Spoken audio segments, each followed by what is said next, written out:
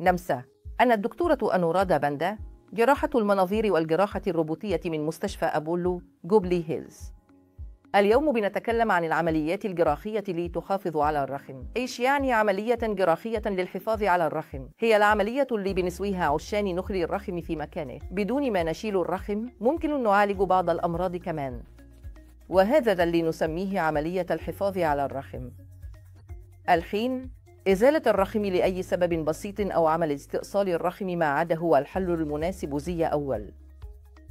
فيه أشياء كثيرة ممكن نسويها ونحافظ على الرخم، ولما يظل الرخم في مكانه يبقى دعم الحوض والمبايض كمان.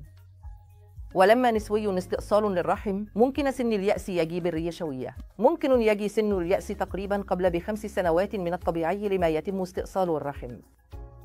نحن نزيل الرخم ويقطع الدم من جهة واحدة. خلونا نتكلم عن بعض الحالات زي النزيف الغير طبيعي. النساء ممكن يعانين من نزيف غير طبيعي بسبب وجود لحميات أو ألياف. صح، لو كان الليف بارز داخل تجويف الرحم نقدر نسوي منظار رحمي. المنظار الرحمي هو إدخال تلسكوب صغير داخل الرحم. نشوف إذا عندك لحمية أو ليف، وبالآليات الجديدة الآن نقدر نزيل اللحمية. بواسطة الأدوات وأجهزة الطاقة نقدر نقص اللحمية أو نستأصل الليف وبعدين تتحسني. ولو ما فيش شيء داخل الرحم وكان الموضوع هرموني فقط نقدر نركب لولب هرموني ليفونورجستريل. هذا الجهاز يفرز الهرمون لمدة 5 سنوات، وبشكل تدريجي ومع وجوده داخل الرحم ممكن دورتك الشهرية تتوقف. ونفس اللولب الهرموني أو الميرينا ينفع حتى لحالات الأدينوميوزيس.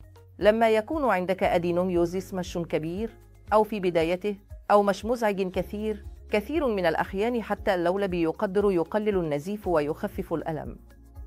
وحتى الأدينوميوزيس ممكن يتعالج بهذه الطريقة. الآن نجي للفيبرويدات، الأورام الليفية. مع وجود الأورام الليفية ممكن المرأة تفضل تحتفظ بالرحم، فنعمل عملية اسمها استئصال الورم الليفي، وهذه ممكن تنعمل بالمنظار أو بالجراحة الروبوتية أو عن طريق المنظار الرحمي أو حتى بالجراحة المفتوحة حسب ما يقرر للطبيب بناء على حجم الرحم.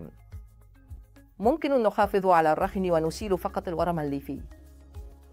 وبالمثل لما يكون عندك هبوط في الرحم أو شيء طالع للخارج ممكن نرجع الرحم لمكانه مع تصليح المشكلة. نعمل عملية بالمنظار الرحمي أو ممكن نعملها بالمنظار البطني أو عن طريق المهبل أو حتى بالجراحة الروبوتية. هي عملية تعتبر أكثر تعقيداً، لكن ممكن تنعمل ويبقى الرحم في مكانه. لازم نتفهم هذا الشيء. ولما يكون عندك كيس على المبيض مع بطانة الرحم المهاجرة ممكن نعالجها بالمنظار أو بالجراحة الروبوتية، وبضة ممكن نحافظ على الرحم مع بعض الأدوية أو نركب لولب. لازم نتفهم، كثير ناس يجوا ويسألوا أنا أبغي أشيل الرحم نقطة، مش معناه إنه بس لأن الأسرة اكتملت لازم نشيل العضو. فيه فوائد كثيرة لما نحتفظ بالرحم من ناحية الوظيفة الجنسية ووظيفة المبايض، وكمان كل شيء في تشريح الحوض يظل محفوظ.